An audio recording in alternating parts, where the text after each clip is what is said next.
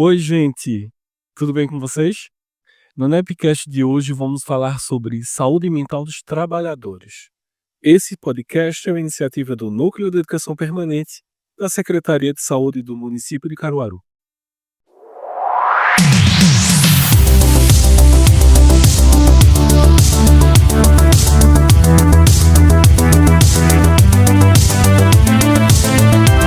Muito prazer, eu me chamo Leandro Aleixo, sou psicólogo, terapeuta holístico, professor universitário e no episódio de hoje recebemos com muita alegria os nossos convidados. Ricardo Caetano, que é médico pós-graduando em Medicina do Esporte e Atividade Física. Ricardo, seja bem-vindo. Muito obrigado, Léo, por mais uma vez estar por aqui conversando, entendendo um pouco e falando um pouco sobre o que seria essa questão de saúde do trabalhador, que afinal somos todos trabalhadores. E também estamos com José Alves, que é coordenador do Sereste Caruaru. José, seja bem-vindo. Muito obrigado, é um prazer mais uma vez estar aqui com vocês para colaborar, com informações importantes sobre a saúde do trabalhador, Cuidar de quem cuida também é importante, E cuidar da gente, já que a gente é trabalhador de saúde também. Exatamente. Quando a gente estava construindo a pauta desse episódio, eu estava pensando muito dessa questão existencial, do que é ser trabalhador de saúde e falar sobre saúde também, E como a gente está aí, provavelmente esse episódio vai sair no começo do ano, a gente vai falar sobre uma pauta que é muito quista no Janeiro Branco, Já que as datas na saúde elas são coloridas, O branco foi destinado a pensar sobre as questões de saúde mental e saúde mental do trabalhador. Então, como é que vocês percebem esse tema, saúde mental do trabalhador? De saúde. De saúde, De saúde. Para ficar mais redundante. Eu acho interessante quando a gente fala do trabalhador de saúde, porque por incrível que pareça, o primeiro período da faculdade basicamente tem esse foco. É pensar em quem cuida do cuidador. Ricardo, você se refere ao curso de medicina? Medicina. A graduação de medicina. Especificamente daqui mesmo de Caruaru, pela Universidade Federal de Pernambuco. Uhum. Então a gente tem um foco bem interessante nesse começo, que é pensar na saúde de quem está cuidando. Porque muitas vezes a gente lida com pessoas que estão constantemente em sofrimento. Seja sofrimento físico, seja sofrimento mental.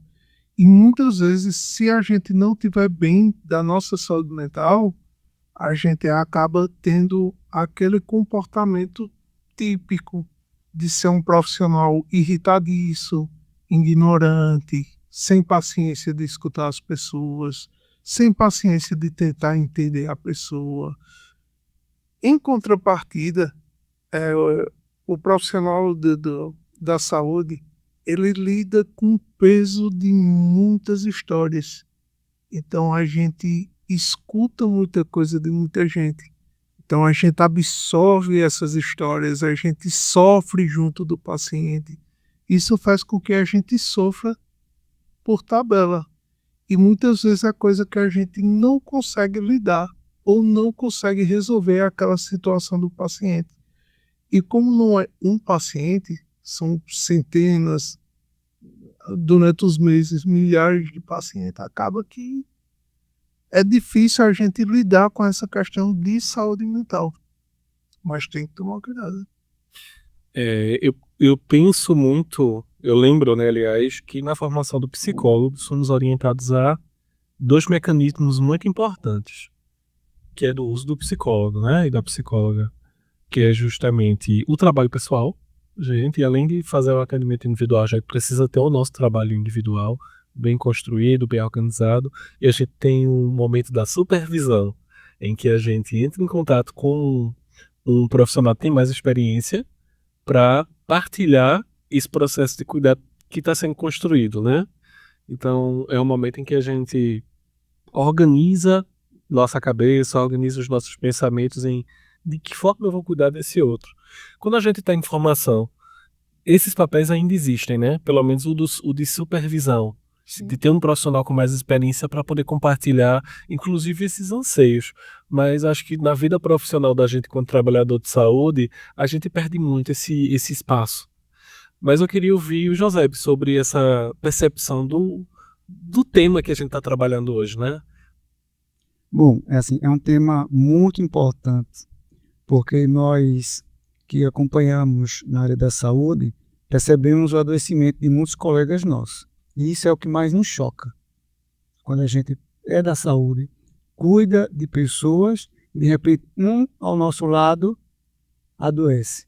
Então, eu trabalhei 5 anos em uma clínica psiquiátrica, né, e a gente começa a ver as histórias de cada pessoa. E ali a gente consegue escutar as histórias de cada um, né, onde trabalhava, né, onde morava. A gente sabe que o ambiente em si, ele influencia muito na saúde mental e emocional de cada pessoa, principalmente do trabalhador. Por isso que o Sereste, nesse mês de janeiro, ele procura intensificar esse tema, porque existem muitos trabalhadores pressionados psicologicamente, pelo ambiente de trabalho, pelo supervisor, ou seja, pelo trabalho que exerce, assim que é muito trabalho para ele ali. Então a gente vai nas empresas, tanto fiscalizar as empresas para ver se realmente está tudo conforme, também para conversar com o trabalhador, né, para saber como está a saúde mental e dar dicas para ele de como sair, né, e como administrar o seu tempo, né, que está ali dentro da empresa. Porque a gente sabe que o trabalhador ele não adoece fora da empresa, ele adoece dentro do ambiente de trabalho.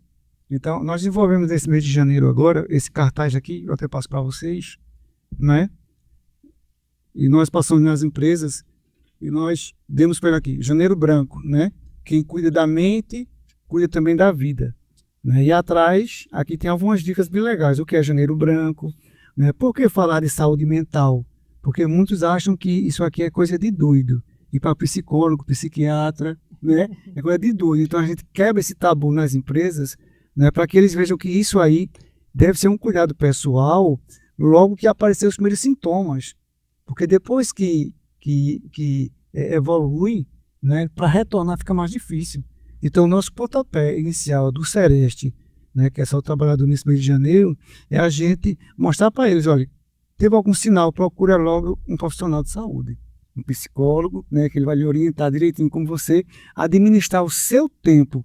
Você não vai poder sair do trabalho, você precisa dele, né? Então, como administrar, certo, a situação no trabalho para que você continue trabalhando. Inclusive, eu dizia, né, quando eu estava com algumas empresas esse mês de janeiro agora, olha, sua família precisa de você.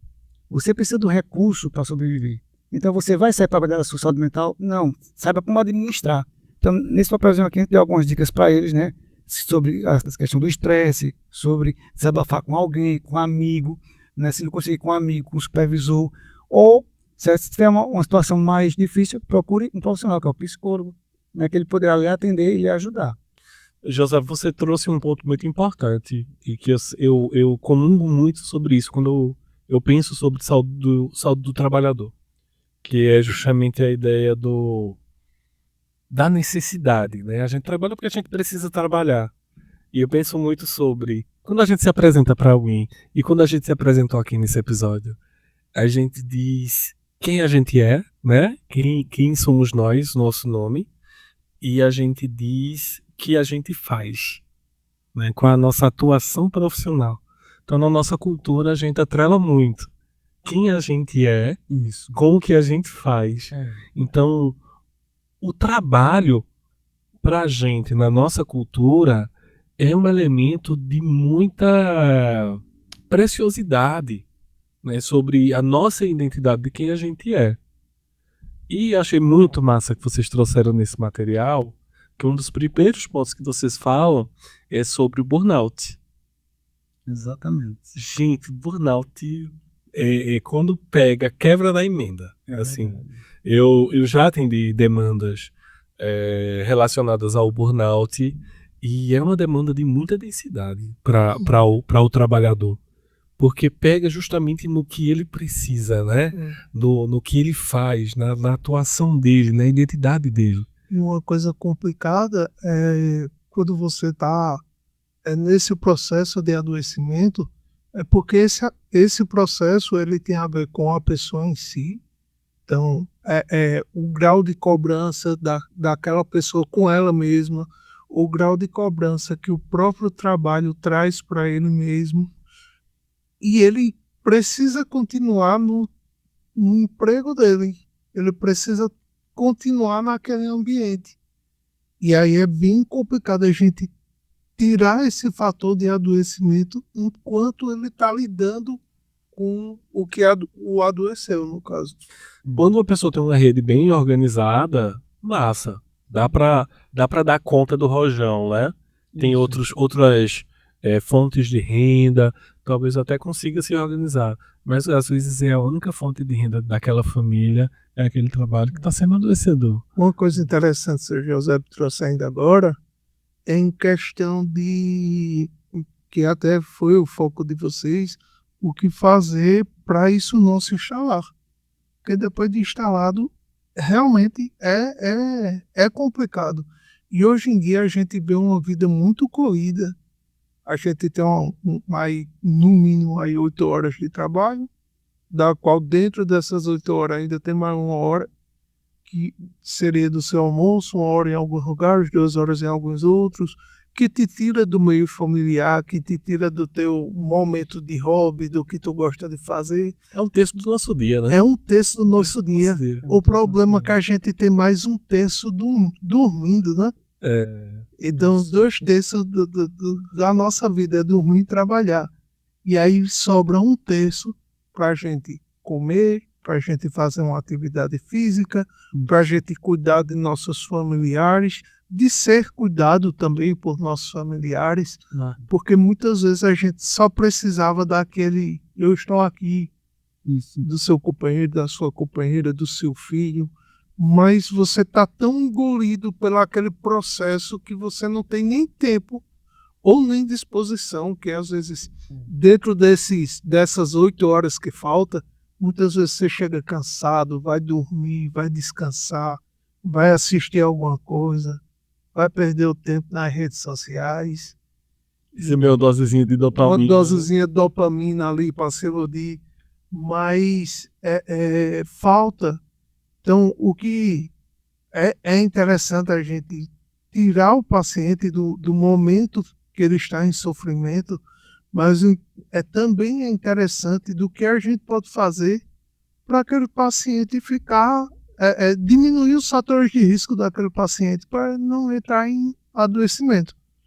Paciente que eu digo é nossos próprios colegas de trabalho, nossa equipe, o que a gente pode fazer quanto profissional de saúde para nossos amigos também da saúde. E também como multiplicador, né, do que o Sereste oferta enquanto visão crítica desse processo da relação do sujeito com o próprio trabalho. É verdade, a gente do Sereste, né, assim, Regional Caruaru, nós monitoramos 32 cidades, né, e esse trabalho que nós fizemos aqui, né, nós também distribuímos para eles fazerem lá em suas cidades, né, porque lá também existe os trabalhadores, lá também existe usuários, lá existe, então a gente pede que seja multiplicado isso aí, para que todo mundo reconheça, entender, de que precisa se cuidar. A gente sabe que a saúde mental, ela não assim, ela não é brincadeira, é coisa séria, não é? Para você que é psicólogo, você sabe disso, você cuida de pessoas, né? E quanto mais você identificar urgentemente, né, alguns sintomas e combater é mais fácil do que você chegar a um surto, né, e você vê que o quadro, né, fica mais difícil. Mas é a demanda do invisível, né? Ah, fulano não tem nada, não é nada físico, é somente psicológico. E é isso, é interessante isso que você falou, né, foi até debatido em alguns lugares que nós fomos, né? Ninguém enxerga, ninguém vê, né, o vazio existencial, né? Não é uma coisa palpável, não é uma coisa visível, né? Mas só quem está sentindo é que está ali sofrendo e assim, muitas vezes com dificuldade de pedir ajuda. Então a gente veio nesse Janeiro Branco despertar e dizer, olha, eu tenho ajuda para você, certo? Onde você tem ajuda, como você fazer. Então, nesse mesmo cartaz aqui, Eu coloquei que eles podem procurar ajuda nas próximas das suas casas, que é o caso BS. Pode procurar ajuda se for um caso mais grave, pode ser uma UPA, emergência. Caso o SAMU também pode acionar, né? E não só para eles, mas para a família. Inclusive, né, eu estive em uma empresa aqui em Caruaru muito grande, né? E depois da palestra que eu dei sobre o Janeiro Branco, ele disse, olha, você falou aí, é muito importante a gente procurar ajuda enquanto é cedo. Eu tenho um problema com minha filha, certo? Minha filha, às vezes, ela se agride, né? E imediatamente eu procurei ajuda e ela veio saindo desse quadro aí. Então veja que não é só o trabalhador, a família também. Então ele sabe da importância de cuidar, né? Então quando a gente passa essa questão do Janeiro Branco, é para o trabalhador, mas para ele também multiplicar. Não só para ele, mas para a família e para os amigos. Até porque com o passar do tempo você vê que as histórias se repetem, né? É sempre aquela questão de fulano tava bonzinho, surtou. Isso. Como se fosse um negócio agudo. E na verdade aquela pessoa estava ali sofrendo devagarinho. E ninguém viu, ninguém prestou atenção, ou ninguém viu aqueles fatores de alerta. Eita, fulano tá ficando um pouquinho mais escanteado, ele tá mais calado do que geralmente é. Ou então, eita, fulano de uma hora para outra começou a fazer coisa que ele não costumava fazer. Ou então começou a se envolver com pessoas que geralmente não se envolvia. Não é coisa ruim, não, é coisa boa mesmo, mas existe uma mudança do padrão comportamental daquela pessoa. E aí dentro daquele padrão chega uma hora que ele está tão saturado dentro do próprio meio social dele, que ele não consegue dar suporte a mais nada, ninguém vê ele, ninguém está entendendo mais como está o processo de adoecimento dele, o dia a dia daquela pessoa. Aí chega a surtar e a história tava bonzinho.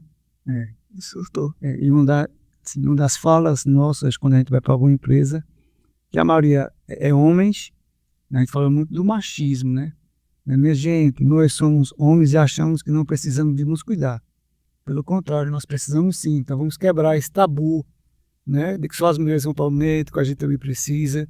Né? Então, sentir alguma coisa, peça ajuda, fale, desabafe, né? Dialogue com um amigo, né? Antes que venha a se agravar.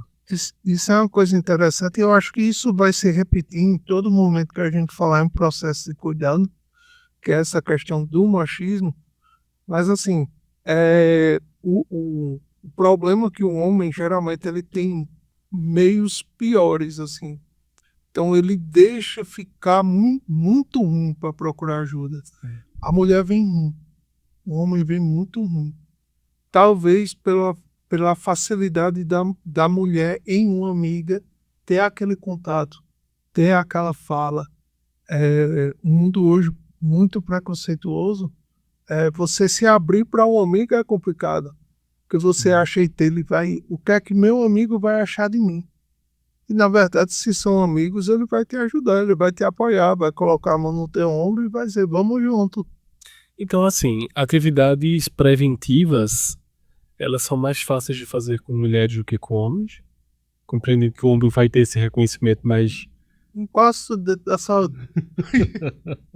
e isso, por cultura mesmo, é interessante porque tipo, em até nossas crianças, a gente vê que quando uma criança está em processo de saúde, qualquer problema de saúde, quem leva é a mãe. A gente vê muito pouco homem. É como se a mulher pudesse faltar e pegar um atestado. Isso. E o homem também pode. Ele pode ir lá, ele pode faltar, ele pode ser atendido. E não é um problema para a empresa. Pelo contrário. Você tirar um homem produtivo ali, enquanto ele está produtivo, para cuidar da saúde dele e ele continuar produtivo, é muito melhor do que deixar aquela pessoa adoecer Depois se afasta. e depois se afastar. Mais. E aí ele vai ser uma pessoa produtiva, improdutiva durante muito tempo. Isso não vale a pena. E é uma das reclamações que nós do Celeste recebemos muito.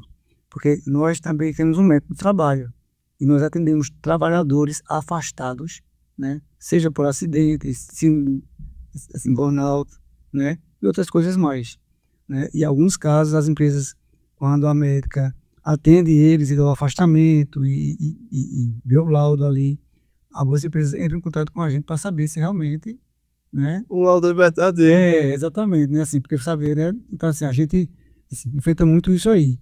E uma coisa interessante que você falou aí, assim, essa questão do homem, né? Eu trabalhei muitos anos em emergência, olha, e também assim, no setor de pediatria, eu acho que 90% chegava a filha, a mãe com a filhinha e a avó acompanhando. O homem não ia. Então veja que esse tabu aí, né? Essa sua colocação aí, não precisa. O homem ainda tem aquele, não, tem que ficar aqui até o final. Só que, enquanto estamos, né? E falando em cuidador, é interessante a gente pensar também que na maior parte das ocasiões, quem cuida do processo de saúde dentro de casa é a mulher. Então a gente tem muita mulher, por exemplo, que precisa se afastar do trabalho porque o filho é autista. Isso. E aí é toda aquela questão de o filho foi internado, é a mulher que vai ficar com ele. E aí vem todo o processo de sofrimento mental daquela mulher. Hoje, principalmente, cada vez mais, a gente está tendo muitas mulheres independentes que não tem mais aquela relação de obrigatoriamente estar sobre o teto de um marido. E aí a gente vê que aquelas mulheres, elas têm o mesmo sofrimento que a gente estava discutindo aqui em questão de eu não posso sair do meu emprego, mas em contrapartida eu tenho que cuidar da minha casa, eu tenho que cuidar do meu filho, tenho que cuidar da minha mãe, da minha tia, seja lá quem for que está doente dentro de casa. E aí é burnout por excesso. Sobrecarregamento da mulher. É um excesso, seria um excesso de cuidado com o outro. É. E aí ela esquece que ela também precisa de cuidado. Isso. Ela precisa ver até que ponto ela pode ajudar naquele momento e até que ponto ela chega e diz, não, agora eu preciso de ajuda. Eu preciso ver o que é que eu faço para eu continuar saudável, para eu promover o que eu tenho de promover, seja o lado financeiro, seja o lado de cuidado dentro de casa, mas a gente precisa ter esse... É como se diz, é uma faca de dois gumes. Eu acho que o estar em casa cuidando de alguém, muitas vezes é muito mais prejudicial para a saúde mental do que se locomover da sua casa até o ambiente de trabalho, porque no seu retorno você vai ter um momento que você pode dar uma aliviada. Isso. A partir do momento que a pressão seja interna, seja dentro da sua própria residência, prejudica mais. E é interessante que esses dois fatores eles se somam. Porque quando a gente está trabalhando super saturado, a gente vai chegar em nossas residências também super saturado. A gente vai ficar mais irritadiço, mais agressivo, sem tanta paciência. E aquela pessoa que estaria em casa nos esperando para ter um sorriso, para ter um abraço, não é como patada. Aí uma coisa ajuda a outra, que é todo o problema do burnout. Que não é uma coisa pontual, não é somente o trabalho. Geralmente são coisas que se somam. É um estresse que faz com que ele não trabalhe bem, que ele não renda, que ele seja cobrado, que ele chegue em casa preocupado com aquela cobrança. E aí, por estar preocupado com aquela cobrança, as pessoas do seu convívio vai dizer, eita, mas tu nunca mais apareceu, a gente nunca mais saiu, a gente nunca mais riu, a gente nunca mais viu um filme. E aí ele tem uma pressão dentro de casa e aí ele não tem nenhum momento para descansar. Higiene do sono já era. Não, o sono já faz muito tempo. Que é interessante, que, como a gente falou ainda agora, o sono é um terço do nosso dia, né? Exato. Isso. A chave é a prevenção. Acho que isso foi muito claro, né? Tá claro para todo mundo que a chave do processo de cuidado em saúde mental é a gente ter atitudes preventivas para que a gente não chegue nesse patamar de adoecimento. E uma das coisas que a gente mais enfatizou, né, nesse Janeiro Branco foi exercício físico, né? Que ele não sou tão especialista, mas nosso amigo aqui e sabe disso, né? Estamos chegando. Né? Ele sabe assim que, né, quando uma pessoa vai com ansiedade e depressão para algum profissional, e se você está fazendo exercício físico, a gente sabe que o exercício físico, o Cooper, né, a academia, tem realmente assim, estimulado as proteínas, né, que o corpo precisa para reagir. Né? Acho que você Tem até alguns estudos que ele mostra que uma prática de uma atividade física que te canse, tá? Não adianta também sair de casa para dar uma caminhadazinha e voltar. Tá fuxicando com o vizinho ou a vizinha. Não, isso vai ajudar em saúde mental. Isso aí é Ajuda. importante também. Essa questão orgânica. Mas né? a questão orgânica que eu estou falando, de você se esforçar, você suar, chegar até aquela leve fadigazinha, não é cansar para morrer também, né? Mas assim, aquela leve fadiga, chegar em casa com aquela sensação de usado, sabe? Eita, hoje as pernas sentiram. Esse movimento do corpo, muitas vezes eles funcionam mais do que 2 comprimidos de fluoxetina. Inclusive a fluoxetina é um dos medicamentos que a gente mais usa dentro da saúde pública, mais prescrito para a questão de ansiedade e depressão. Isso aí, né? E muitas vezes só a atividade física ali, só é uma palavra muito forte, mas assim, a atividade física ali vai fazer com que você tenha o mesmo benefício. Às vezes, eu uso essa comparação ao contrário. Como assim ao contrário? O ser humano ele foi feito para se mexer, certo? E cada vez mais a gente está cada vez mais parado. Então é como se o corpo da gente tivesse o costume, antigamente, na época dos nossos avós, nossos pais, de ter dentro do corpo circulando substâncias equivalentes a 2 comprimidos de fluoxetina. E hoje em dia a gente não tem. Então é como se a gente tivesse faltando essa substância. Interessante. Eu aprendi muito aqui com essa sua informação. E isso é um dos pontos. A gente vê muitas vezes também a atividade física, Léo, em relação à rotina. Então, quando a atividade física ele entra dentro daquela rotina, você tem um momento que você sai daquele espaço que está te cobrando, que é um momento de você com você mesmo, de você refletir o que você está fazendo, o cuidado que você está tendo com o seu corpo. Inclusive, a atividade física é ótima para substituir outros vícios, porque você vai ter um ganho em questão de dopamina, o próprio vício nas redes sociais que a gente brincou ainda agora. O corpo ele quer essa sensação de ganho, de benefício, de evolução, de melhora. E muitas vezes a atividade física ela trabalha nisso daí. Você tem um ganho, você fica mais ativo, você fica mais desperto. E quando a atividade física entra na rotina, acontece uma coisa que eu acho tão bonita. Quando a pessoa chega bem cansado em casa e vai fazer atividade física, tipo, tô tão cansado, acho que eu vou malhar.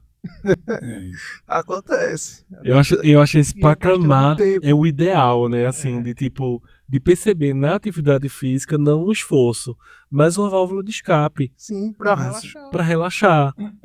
Relaxar. Além da atividade física, eu acredito também que existam outros elementos importantes, né? A gente falou do sono, do higiene do sono, a gente dormir ok. São 8 horas, né? Depende de pessoa para Que a pessoa. gente fez o cálculo inicial, né? 8 de trabalho, 8 de... O 8 horas que a gente usa é o que a gente antigamente falava como ponto de referência, que seria essas 8 horas de sono. Mas, a depender da pessoa, a gente pode ter um sono restaurador com 6 horas de sono. Mas assim, o ideal é você ter esse sono que te descanse. E aí, pensando em sono que descansa, a gente tem que pensar que o sono é um momento de desligar. É o teu corpo relaxando para no outro dia ter energia para. E aí toda aquela questão de higiene do sono que a gente tanto fala em consulta começa a fazer sentido. Por exemplo, por que é que a gente pede para desligar geralmente as luzes? Porque a gente precisa de um hormôniozinho, de uma glândulazinha, chama glândula pineal, para a gente começar a ter esse processo de ir adormecendo e dormir. Quanto mais estímulo luminoso a gente tem, mais bloqueada essa parte fica. Aquela telinha que a gente bota na aquele cara da gente, celularzinho né? assim, ó. É top demais. E aí também, até falando no próprio celular, tem gente que dorme escutando música. Mas não, eu fico escutando música para dormir. Enquanto você está escutando música, seu cérebro está em funcionamento. Isso. Então você não está parando seu cérebro, ele não está em processo de parar para dormir. Ele está em atividade até você ficar exausto e dormir. Vai dormir? Vai, mas não tão reparador. Atividade física, sono, alimentação, Alimentação, evolução solar, né? Ar puro, Exato. né? Água, Atividades de lazer, lazer. Arrumar o que gosta de fazer. e fofocar. Né, mas como dizia meu avô, o mundo todinho para falar de mim e eu sozinho para falar do mundo. Mas Assim, assim, momento de não fazer nada. Eu acho isso muito perfeito, José. É. Aquele momento da gente Momento não do pensar em ócio. nada, do ócio. E Isso. boas ideias vêm desse momento. Que é aquele momento que a gente consegue organizar as ideias, né? É verdade. Então, tudo isso aí que a gente falou. Tem mais alguma coisa que a gente precisa Tem. apontar? Que assim, desses pontos que nós falamos importantes, eu acho que tem um também que eu acho que entra aí. É a espiritualidade. sim, Da pessoa procurar uma igreja, né? Começa a procurar um local onde possa trabalhar a sua espiritualidade. Tem que fazer um conjunto, parte física, mental e espiritual. Eu gosto de pensar a gente precisa ir acreditar em algo, Isso. nem que seja em nós mesmos. Uhum. É aquela questão. É não acreditar em nada já é acreditar em alguma coisa. Né? É. Você está acreditando. E esse processo é interessante que você busca um refúgio. Então, o momento espiritual é um momento que você, independente de qual seja a sua crença Isso. ou não crença, é um momento que é você com o seu eu interior, com você mesmo. Você você ter a oportunidade de ser honesto, Exatamente. de fechar os olhinhos e pedir a um poder maior, a uma força maior, aquilo que você não está conseguindo pedir no dia a dia.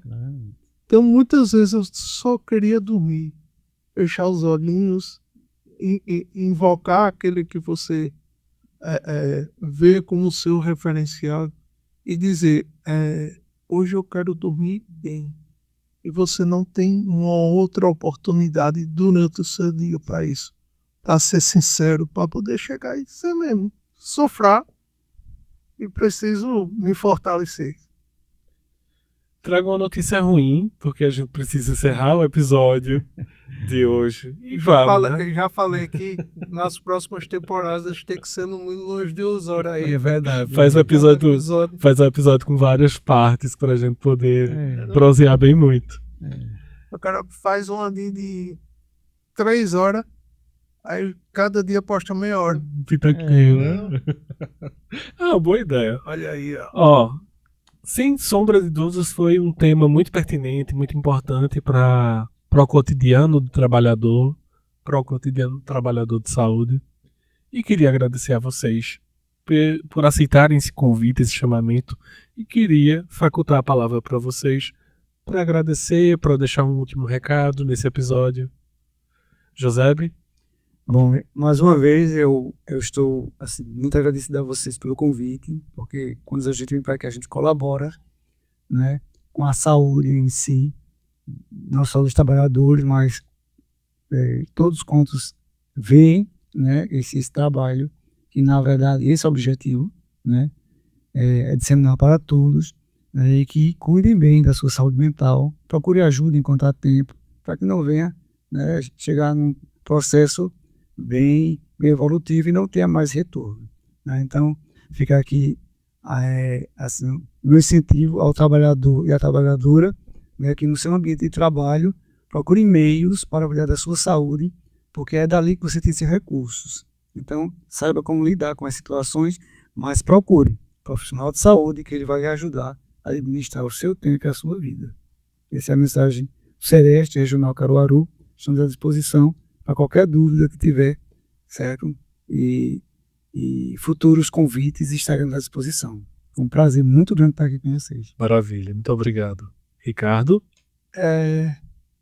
Mais uma vez agradecer por ter esse momento mais uma vez aqui. Eu acho importante esses momentos, porque esse momento é o momento da gente multiplicar conhecimento.